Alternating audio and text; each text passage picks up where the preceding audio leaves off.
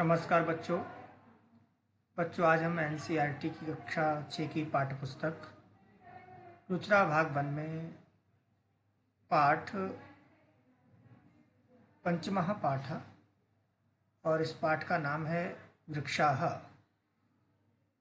इसमें वृक्षों के बारे में बताया गया है कि वृक्ष कैसे कैसे क्या क्या और उनकी शाखाएं कैसी होती हैं, उन पर झूले पड़ते हैं और उनमें जो है कौन कौन निवास करता है, क्या क्या चीज़ें वृक्षों से हमें प्राप्त होती हैं। सारी की सारी बातें इसमें बताई गई हैं। तो आइए करते हैं प्रारंभ इस पाठ को। 5वां पाठ है ये, एनसीईआरटी की कक्षा 6 की पाठ्य पुस्तक का। करते हैं शुरू। सबसे पहले हम उसके कठिन शब्दार्थ देख लेते हैं। वने हैं वने, वने वने यानी कि प्रत्येक वन में, निवसंता रहते हुए रहने वाले, रचयंती रचते हैं बनाते हैं, शाखा डालियाँ टहनियाँ, डोला झूला, आसीना बैठे हुए, विहगाः पक्षीगण, किमपि कुछ भी, कुंजती कूकते हैं या कूकती हैं, संततम निरंतर लगातार, साधुजनाः तपस्वी लोग, इव की तरह, पिबंती यानी कि पीते हैं, स्पृशंती यानी कि स्पर्श करते हैं, स्पृशंती है ये, स्पृशंती की स्पर्श करते हैं, नवः यानी कि आकाश को, शिरस्तु यानी कि सिर पर, वहंती यानी कि ढोते हैं, पयोदर्पणी यानी कि जल रूपी दर्पण आईने में, स्वप्रतिबिंबम अपने प्रतिबिंब को, पश्यंती यानी कि देखते हैं। ये थे शब्दार्थ। अब हम करते हैं इस पाठ का अनुवाद। वने वने निवसंतो वृक्षाः, वने वने निवसंतो वृक्षाः, वनं वनं रचयन्ति वृक्षाः, वृक्षाः वने वने निवसंता, वृक्षा वनं वनं रचयन्ति। यानी कि वने वने यानी कि वन वन में,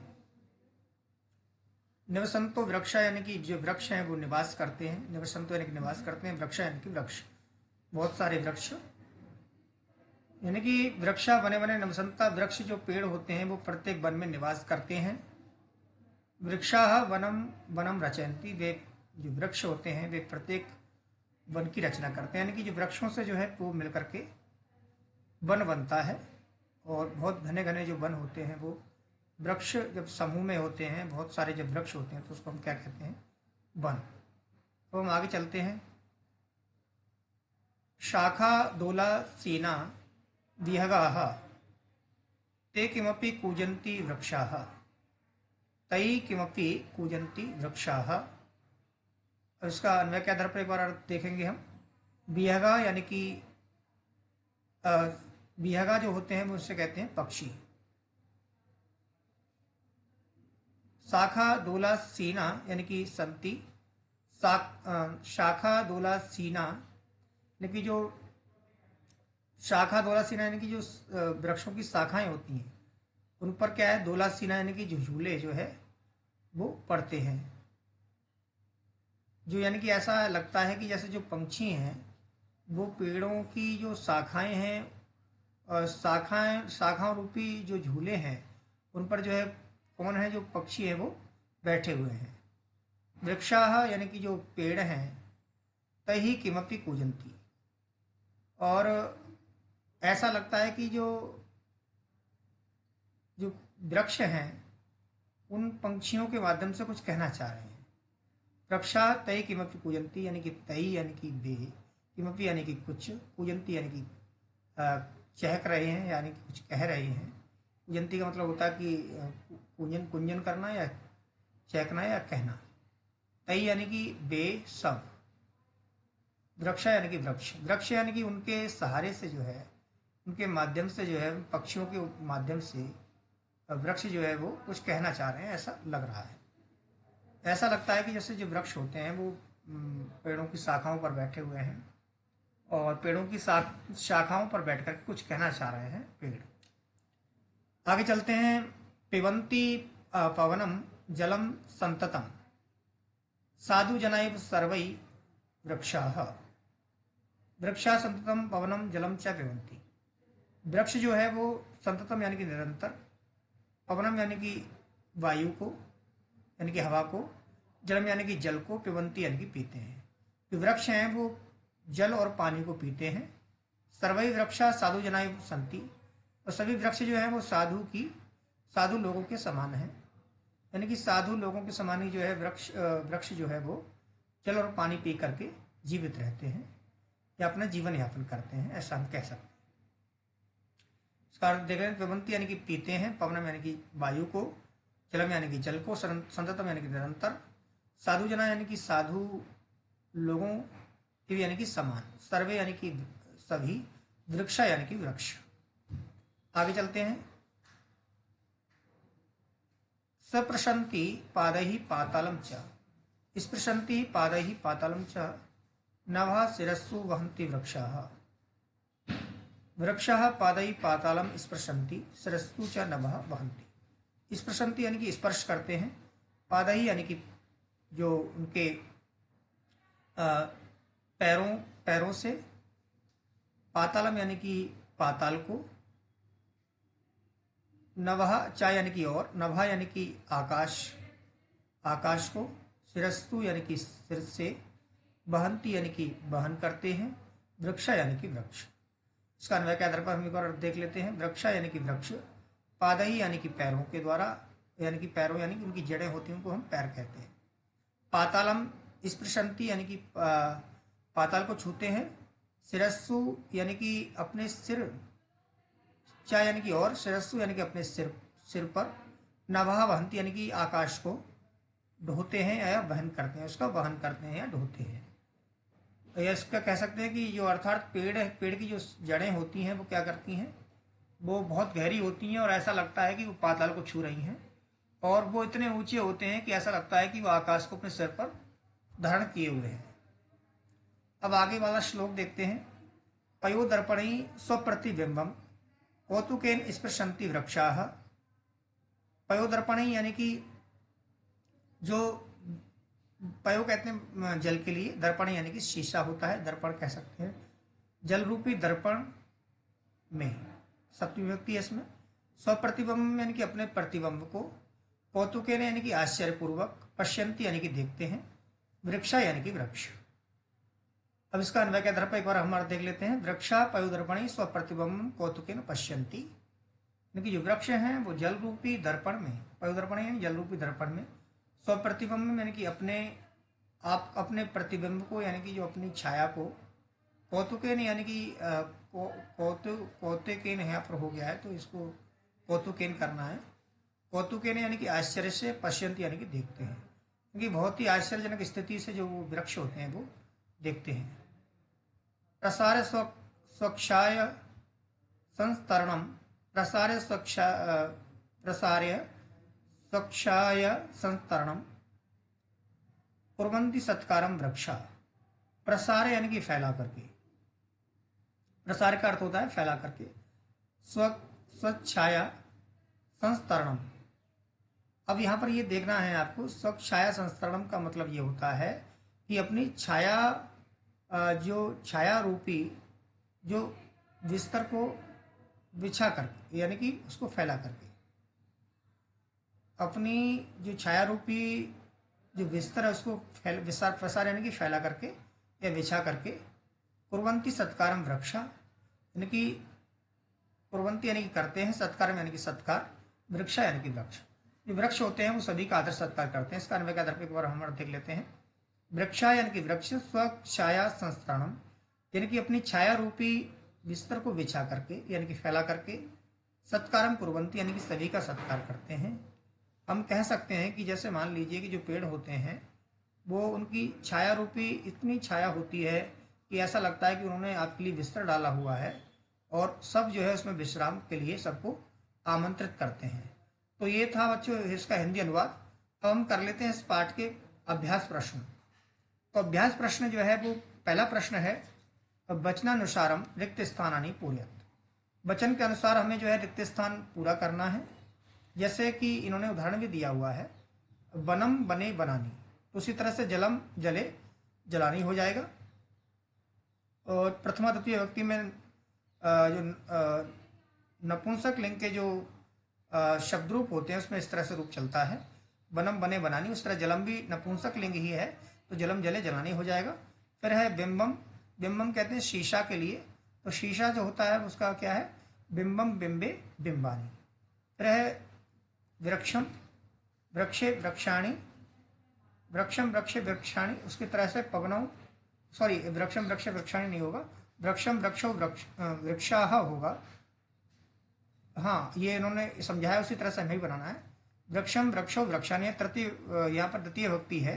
इसी तरह से पवनम पवनौ पवनान, जनम जनौ जनान।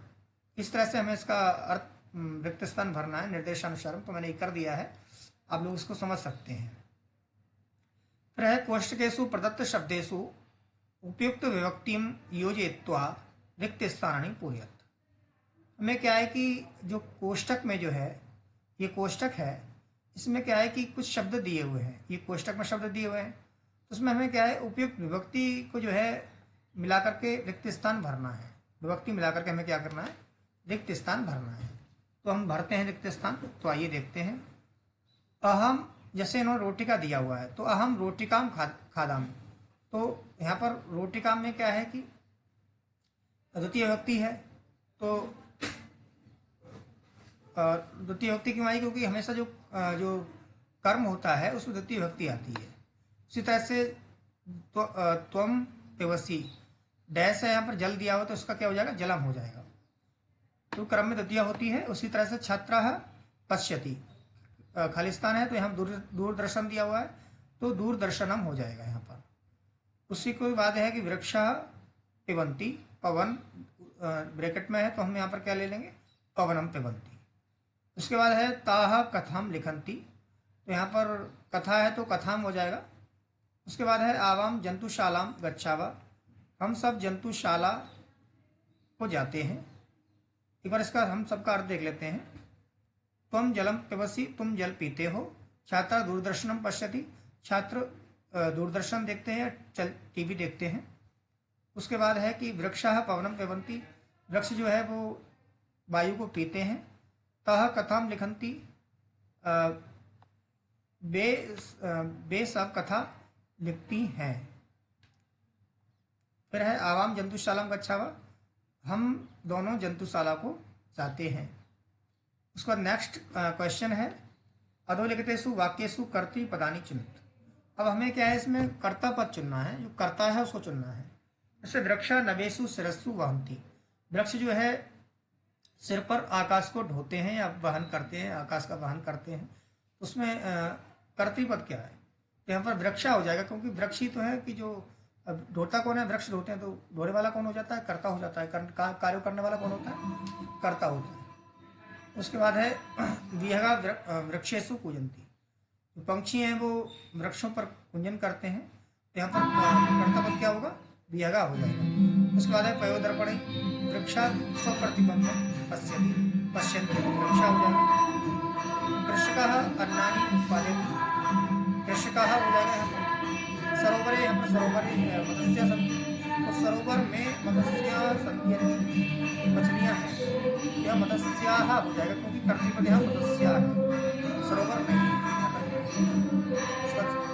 4 नंबर क्वेश्चन अभी करेंगे, स्कूल की प्रेयर हो रही है तो स्कूल की प्रेयर 2 मिनट लगेंगे, इसके बाद हम 4 क्वेश्चन करेंगे, तब तक आप वेट करें।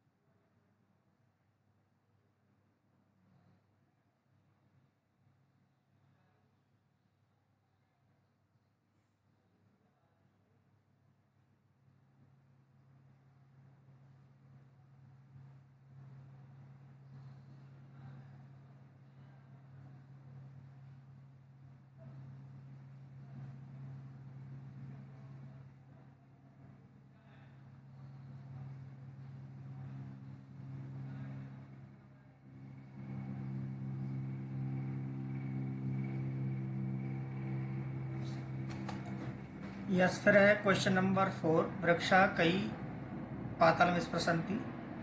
वृक्ष जो है किसके द्वारा पाताल को स्पर्श करते हैं? पादही यानी कि जो उनके पैर होते हैं। पैर कौन होता है? जड़ें होती हैं। वृक्षा किम रचयन्ति वनम। वृक्ष जो है वो वन का निर्माण करते हैं। वियगाः कुत्र आसीना आसीना शाखा दोलायाम, यानी कि जो पक्षी होते हैं वो कहाँ पर आसीन होते हैं? इस उनकी शाखा रूपी जो झूले होते हैं उन पर बैठे हुए होते हैं। कौतुकेन वृक्षाः किम पश्यन्ति। और आश्चर्य से जो वृक्ष है क्या देखते हैं? स्वप्रतिबिंबम प्रतिबिंबम प्रतिबिंबम, यानी कि अपने छाया प्रति को वो देखते हैं। उसके बाद है समुचितई पदई रिक्त स्थानानि पूरयत। और उचित पदों में हमें क्या करना है? रिक्त स्थान पूरा करना है। और रिक्त स्थान पूरा करने के साथ साथ इन्होंने उदाहरण भी दिया हुआ है, उसके अनुसार हमें पूरा करना है। जैसे प्रथमा में दिया हुआ गजाह गजऊ गजाह, उसी तरह से अश्वा का बनेगा अश्वौ अश्वाहा। फिर है द्वितीया में सूर्यम सूर्यौ सूर्यान, उसी तरह से बनेगा चंद्रम चंद्रौ चंद्रान। तो ये दो हमें लिखने हैं, मैंने नीले पेन से लिखा हुआ है, इसको आप लिख लेना। फिर है तृतीया में विडालेन विडालाभ्याम विडालही, तो मंडुकेन मंडुकाभ्याम मंडुक ही बन जाएगा। फिर है चतुर्थी में सर्पाय सर्पाभ्याम सर्पेभ्य, उसी तरह से बनेगा वानराय वानराभ्याम वानरेभ्य। फिर है पंचमी में मोदकात मोदकाभ्याम मोदकेभ्य, उसी तरह से बनेगा वृक्षात वृक्षाभ्याम वृक्षेभ्य। फिर है जनस्य जनयोः जनानाम, षष्ठी में बनेगा शुकस्य शुकयोः शुकानाम। फिर है सप्तमी में शिक्षके शिक्षकयोः शिक्षकेषु, उसी तरह बनेगा मयूरे मयूरयोः मयूरेषु। समुद्र में बनेगा हे बालक हे बालकौ हे बालका, तो हे नर्तक हे नर्तकौ हे नर्तकः। अब है क्वेश्चन नंबर 6, लास्ट क्वेश्चन है आपका ये। गंगा लता यमुना नर्मदा। अब हमें क्या है? भिन्न प्राकृतिक पद चुनने हैं, जो भिन्न जो पद है प्रकृति का उसे चुनना है। जैसे गंगा यमुना नर्मदा, तो गंगा यमुना नर्मदा जो है वो एक पद हो गया। तो लता जो है वो एक अलग पद है। लता से गंगा यमुना नर्मदा का कोई संबंध नहीं, क्योंकि तीनों नदियां हैं। इस तरह से उद्यानम कुसुमम फलम चित्रम। अब क्या है? उद्यान फूल और चित्र ये दोनों हैं, तो इसमें फल जो है वो अलग है, तो उसको फल हमने यहाँ सॉरी चित्र है वो चित्र हमने अलग ले लिया, क्योंकि उद्यान है, उद्यान में फूल भी होते हैं और फल भी होते हैं, लेकिन चित्र नहीं होते हैं। इस तरह से लेखनी तूलिका चटका पाठशाला, तो लेखनी तूलिका पाठशाला, तो लेखनी का कोई काम नहीं है, तूलिका का कोई काम नहीं है, पाठशाला तीनों एक जैसे हो गए, पर चटका चिड़िया है वो अलग हो गई। इसी तरह से आम्रम कदली फलम मोदकम नारंगम। अब यहाँ पर क्या है? ये तीनों फल हैं और ये जो है ये क्या है? मिष्ठान है, तो इसको हम अलग कर देंगे। बच्चों ये थी आज की वीडियो, आपको कैसे लगी कमेंट करके जरूर बताएं। अगर आप वीडियो पसंद आई हो तो इससे जितने भी स्टडी रिलेटेड ग्रुप्स हैं उसमें वीडियो को शेयर कर दें। और अगर अभी तक आप पर चैनल पर अगर आप नए विजिट कर रहे हैं तो चैनल को प्लीज़ सब्सक्राइब करें और बेल आइकन को प्रेस करें। और कमेंट करके जरूर बताएं कि वीडियो कैसा लगा। आपको लग रहा है कुछ इसमें सुधार करना है तो हम जरूर सुधार करेंगे। इस बात का ध्यान रखें। Thank you so much.